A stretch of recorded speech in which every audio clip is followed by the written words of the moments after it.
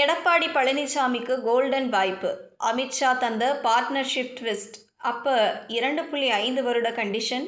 திருப்பூர் பஞ்சப்பூர் மாநாட்டின் மேடையில் பிரதமர் மோடியுடன் எடப்பாடி பழனிசாமி கைகுலுக்கிய போது அது வெறும் தேர்தல் கூட்டணியின் தொடக்கம் என்றுதான் பலரும் நினைத்தார்கள். ஆனால் அந்த புன்னகைக்கு பின்னால் அதிமுகவின் ஒட்டுமொத்த அதிகார மையத்தையே அசைத்து பார்க்கும் ஒரு மாஸ்டர் பிளான் ஒளிந்திருக்கும் என எடப்பாடி கொஞ்சமும் எதிர்பார்க்கவில்லை. இப்போது கோட்டைக்கும் டெல்லிக்கும் இடையே நடக்கும் இந்த நிழல் யுத்தத்தில் அதிமுகவின் எதிர்காலம் ஒரு நூல் இழையில் தொங்கிக் கொண்டிருப்பதாகவே தெரிகிறது. அதை பற்றின எக்ஸ்க்ளூசிவ் செய்தி ஒன்று நமக்கு கிடைத்துள்ளது.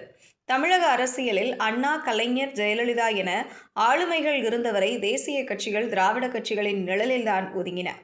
ஆட்சியில் பங்கு என்ற பேச்சுக்கே அங்கு இடமில்லாமல் இருந்தது. ஆனால் ஜெயலலிதாவின் மறைவுக்கு பிறகு அதிமுகவில் ஏற்பட்ட பிளவுகளும் சசிகலா, ஓபிஎஸ், டிடிவி தினகரன் என பல திசைகளில் சிதறிய அதிகார போட்டிகளும் பாஜகவிற்கு ஒரு பொன்னான வாய்ப்பை ஏற்படுத்தி கொடுத்தன. 1.5 கோடி தொண்டர்களை கொண்ட ஒரு மாபெரும் இயக்கத்தை அதன் பலவீனத்தை பயன்படுத்தி வளைப்பதே தமிழகத்தில் தாமரையை மலர வைக்க எளிதான வழி என பாஜக தலைமை உறுதியாக நம்புகிறது. சமீபத்தில் மத்திய அமைச்சர் பியூஷ் கோயல் மற்றும் எடப்பாடி பழனிசாமி இடையிலான சந்திப்பு தொகுதி பங்கீட்டிற்கானது என்று வெளியில் சொல்லப்பட்டாலும் உள்ளே நடந்த விவாதங்கள் வேறு ரகம். வடமாநிலங்களில் பாஜக வெற்றிகரமாக செயல்படுத்தி வரும் பார்ட்னர்ஷிப் ஆட்சி முறையை தமிழகத்திலும் திணிக்க அமித்ஷா தரப்பு அழுத்தம் கொடுத்து வருவதாக கூறப்படுகிறது.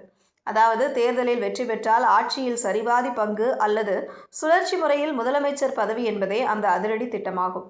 இதையெல்லாம் விட எடப்பாடியை அதிகம் அப்செட் ஆக்கிய விஷயம் நடிகர் விஜயின் அரசியல் வருகை குறித்து பாஜக காட்டும் அதீத ஆர்வம்தானாம்.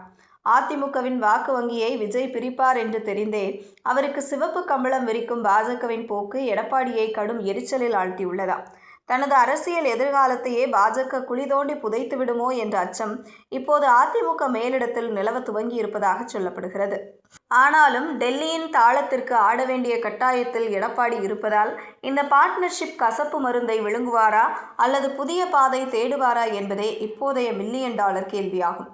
நம்முடைய தமிழக அரசியலை பொறுத்தவரை திராவிட இயக்கங்கள் எப்போதுமே தன்னாட்சி அதிகாரத்தில் சமரசம் செய்து கொண்டதில்லை. இப்போது பாஜக முன்வைப்பதாக கூறப்படும் இந்த கூட்டு ஆட்சி அல்லது பகிர்வு முறை என்பது அதிமுக போன்ற ஒரு வலிமையான கட்டமைப்பை கொண்ட கட்சிக்கு தற்கொலைக்கு சமமான ஒன்றாகவே பார்க்கப்படும். தொண்டர்கள் மத்தியில் இது ஒரு விதமான பின்னடைவை கண்டிப்பாக ஏற்படுத்தக்கூடும். இருந்தாலும் தற்போதைய அரசியல் சூழலில் ஆளும் தரப்பை எதிர்க்க ஒரு வலுவான கூட்டணி தேவை என்பதை மறுப்பதற்கில்லை. பாஜகவின் இந்த வியூகம் அதிமுகவை பலவீனப்படுத்துமா அல்லது விஜயை உள்ளே இழுப்பதன் மூலம் ஒரு புதிய சமன்பாட்டை உருவாக்குமா என்பதெல்லாம் வரும் மாதங்களில் தெரிந்துவிடும். அத்துடன் எடப்பாடி பழனிசாமி எடுக்கப் போகும் முடிவு அவரது தனிப்பட்ட அரசியல் வாழ்வை மட்டுமின்றி அதிமுக என்ற பேர் இயக்கத்தின் அடையாளத்தையும் தீர்மானிக்கும் காரணியாக அமையும்.